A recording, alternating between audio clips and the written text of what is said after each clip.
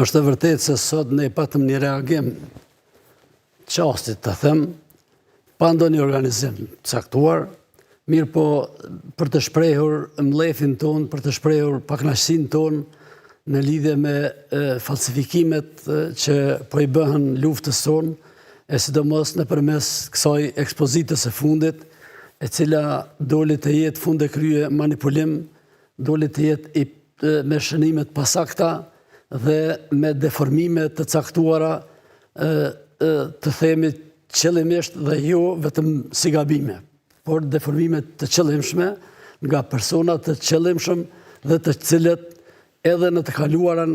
kanë një disponim kundër vlerave më sublime të kombit tonë.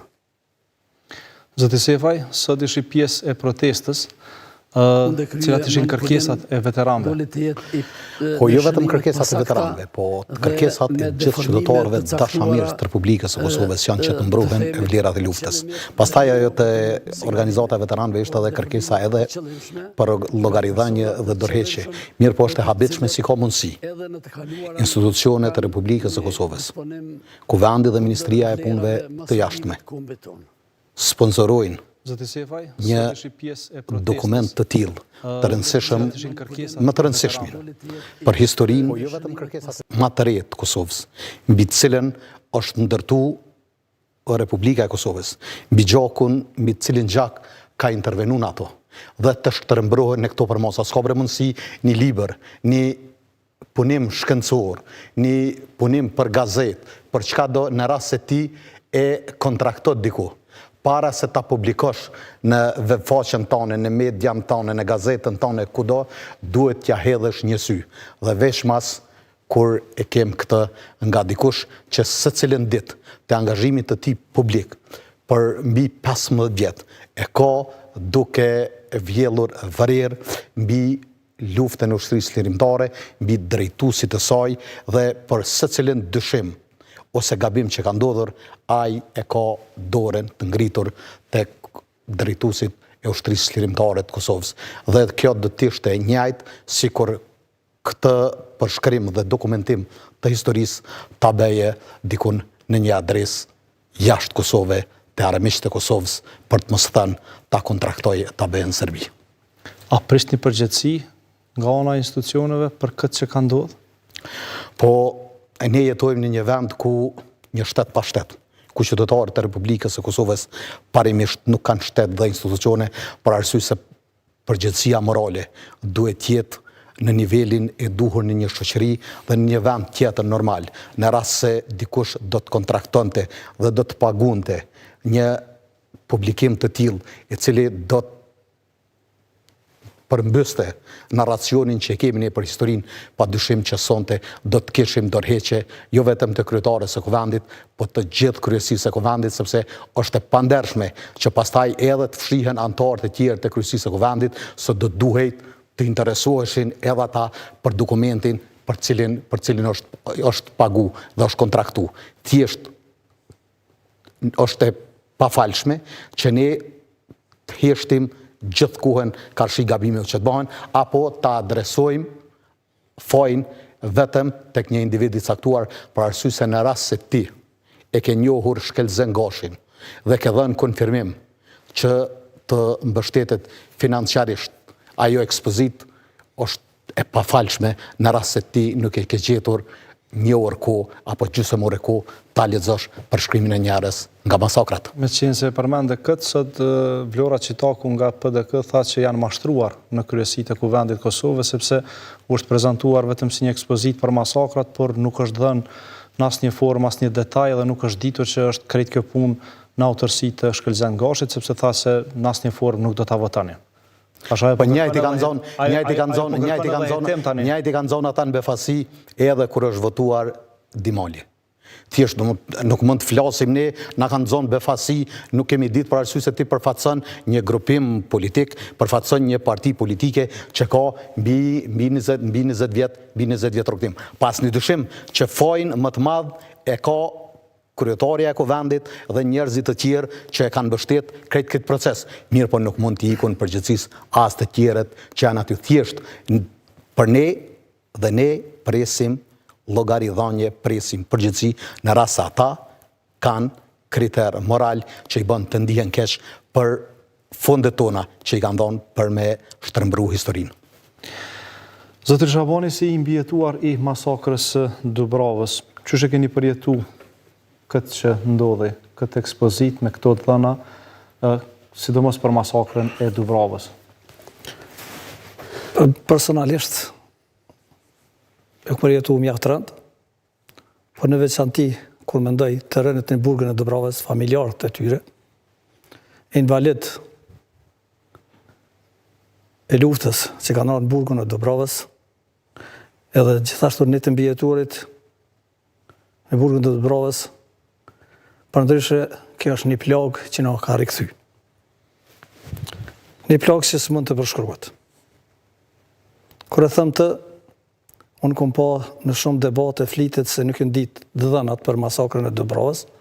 e unë po them që dhënat janë kanë plotësisht sakta, nëse ka desh dikush me i grumbullu, në agjencionin për memorialeve të, kanë qenë sakta, 116 të burgosur politik jenë dhëra burgun e Dubravës. Gjithashtu,